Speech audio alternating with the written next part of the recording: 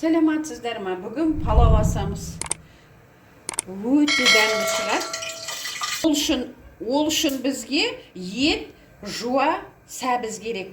Бірінші етті жақсылап қуырып аламыз, жуамен бірге қызартып, сосын сәбізді саламыз. Қазір барлығын түсіріп, қуырғандарымды көрсететін боламын.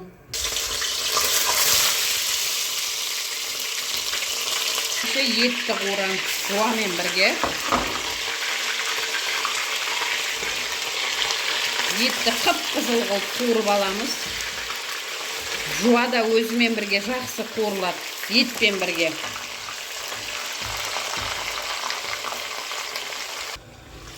Етіміз қуырылып, қып-қызыл болды. Сәбізімізді саламыз.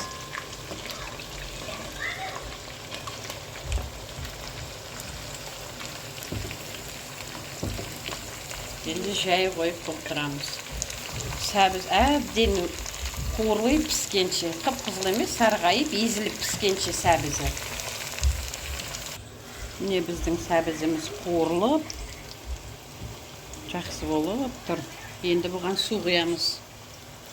Мен 1,5 литрлік кружкамен 1 кружка құям. Етін батын қылып, тұзын саламыз. 1 қасық тұз. Қайнайын деп тұр, қайнағасын 2 сағат жай баяу қайнатып қоямыз. 1,5 сағатта болады. Еті піскенше. Міне етіміз жұмсап, пісіп шамалап қалды. Жұмсаса, уже біз күрішті сала береміз. Күрішімізді жуып, дайындап саламыз, күріш саламыз енді. Күрішімізді саламыз.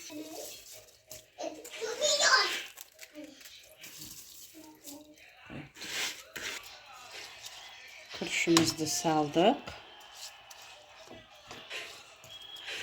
Үстіне кішкене су тамызамыз.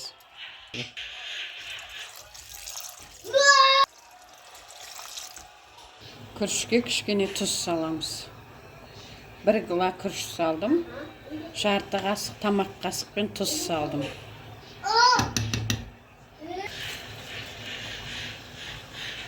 Күріш жақсылап қайнап, суын тартқанша орташа отқа қоямыз.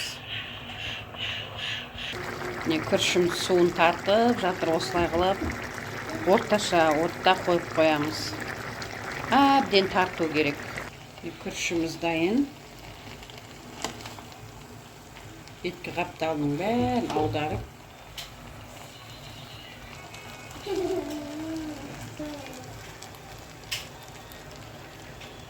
Жинақтап, жауамыз демге енді. Барлығын жинап, жауып, болды. 20 минут демге қоямыз. Міне біздің палауымыз даяр болып қалды. Енді міне шашылып пісіп тұр қыздар. Мынаны қара. Қарапайым палау, қазақи палау бұл. Енді араластырып, жақсылап етімен өзі майлы болыпты.